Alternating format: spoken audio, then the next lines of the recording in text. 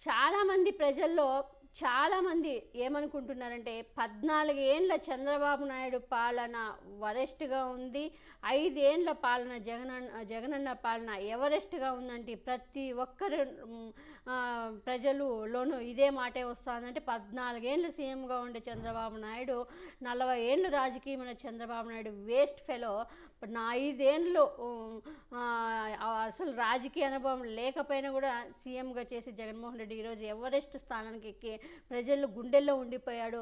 ఇది ఒక రాజకీయ నాయకుడికి ఉండే లక్షణాలు అంటూ కూడా పేదల గురించి 24 గంటలు పేదల గురించి ఆలోచించే నాయకుడు జగన్మోహన్ రెడ్డి గారు అంటూ కూడా ప్రజలు ఈరోజు ప్రతి ఒక్కరు మెచ్చుకుంటున్నారు జగన్మోహన్ రెడ్డి గారిని.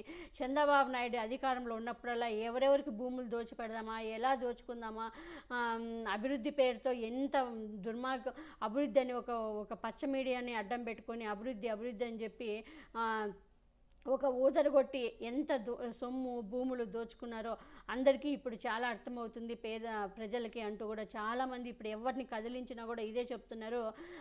చంద్రబాబు నాయుడు అంత దుర్మార్గుడు, ఆ పచ్చ మీడియా ఈ పేపర్లు ఊదరగొడుతున్నారు కానీ ఎక్కడ ఏమీ చేయలేదు. చంద్రబాబు నాయుడు దోచుకున్నాడు. హైదరాబాద్ అయితే ఇంక అస్సలు అప్పుడు దోచుకోవడం అంటే అంత మొత్తం వాళ్ళ జాతి వాళ్ళకి అమ్మ వాళ్ళకే దోచిపెట్టేశాడు భూములు అన్నీ కూడా అంటూ కూడా ఇప్పుడు మళ్ళీ అమరావతి పేరుతో దోచుకోవడానికి రెడీ అయిపోయారు అంటూ కూడా చాలామంది ఏ ప్రజలను అడిగినా కూడా ఇదే మాట్లాడుతున్నారు. కానీ జగన్మోహన్ రెడ్డి గారి గురించి ఒక్కటి కూడా మాట్లాడడానికి ఒక్క మైనస్ పాయింట్ కూడా లేదు మాట్లాడడానికి. ఎందుకంటే సాయశక్తుల తనకి ఎంతవరకు చేతనైతే అంతవరకు ప్రజలకి ఏది అడిగినా ఇవ్వడానికి రెడీ అయిపోతున్నారు జగన్మోహన్ రెడ్డి గారు. ప్రతి ఒక్కటి ప్రజలకి ప్రతి కుటుంబానికి నెల ఏదో ఒక రూపంలో డబ్బులు అందజేస్తూనే ఉన్నాడు జగన్మోహన్ రెడ్డి గారి. కుటుంబంలో అవ్వ తాత దగ్గర నుంచి చిన్న పిల్లల వరకు కుటుంబాన్ని మొత్తం జగన్మోహన్ రెడ్డి గారు పోషిస్తున్నారంటేనే మనం అర్థం చేసుకోవాలి.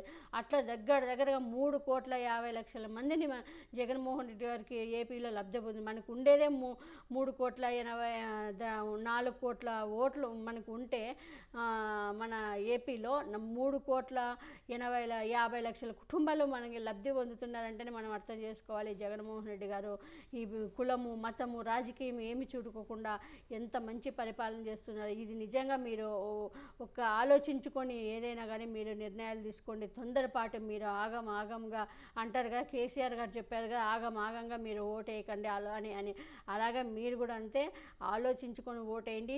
పొరపాటునగిన చంద్రబాబు నాయుడుకి వేసారంటే మళ్ళీ మీరు 10 ఏళ్ళు వెనక్కి పోవాల్సి వస్తుంది. మళ్ళీ వాళ్ళ కులస్తులు మాత్రమే దోచేసుకుంటారు. మళ్ళీ ఇంకా 100 తరాలకి కావాల్సినంత దోచిపెట్టేస్తాడు లోకేష్కి, దేవర్స్కి, వాళ్ళందరికీ ఏపీని సర్వనాశనం చేసేస్తాడు. అంతేకాకుండా వాళ్ళకి మాత్రమే కొందరికి మాత్రమే పథకాలు అందిస్తాడు అనేది మనందరికీ తెలుసు. ఆల్రెడీ అనుభవంగా 2014 నుంచి 19 వరకు చూశారు. ఎంత మోసం చేశాడు చంద్రబాబు నాయుడు. చెప్పిన మాట ఏ మాట నిలబెట్టుకోడు. రాజశేఖర రెడ్డి అంటాడుగా, చంద్రబాబు నాయుడు ఎప్పుడు కూడా నిజాలు చెప్పడు, నిజం చెప్తే తల 1000 ముక్కలు అవుతుందని. అలాగా చంద్రబాబు నాయుడు ఎప్పుడు చెప్పిన మాట నిలబెట్టుకోడు, చెప్పిన మాట చేయడు. అది అందరికీ తెలుసు. కాబట్టి ప్రతి ఒక్కరూ జనాలు ఆలోచించుకొని, కానీ ఆల్రెడీ జనాల మెదడులో పాతుకుపోయాడు జగన్మోహన్ రెడ్డి గారు. మంచి నాయకుడు జగన్మోహన్ రెడ్డి గారు పేదల గురించి ఆలోచిస్తాడు అని 5 ఏళ్ల పాలలో ఎవరెస్ట్కి ఎక్కిపోయాడు, మా గుండెలో నిలిచిపోయాడు అని అనుకుంటే చంద్రబాబు నాయుడు వరెస్ట్ ఫెలో అనేది జనాలు ఆల్రెడీ గుండెల్లో వరెస్ట్ చంద్రబాబు నాయుడు ఇది వరెస్ట్ అని ఆల్రెడీ జనాల్లో తెలిసిపోయింది. కాబట్టి జనాలు కూడా చాలా విఘ్నతతో ఆలోచిస్తున్నారు.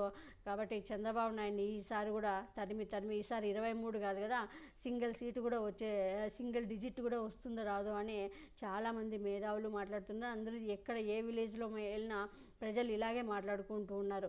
ఈసారి చంద్రబాబు నాయుడు కూడా గెలవడం కష్టమే అని. మరి చూడాలి. ఎందుకంటే జగన్మోహన్ రెడ్డి గారికి ప్రజలందరూ ఆశీర్వాదము ఉండాలని కోరుకుంటున్నాం.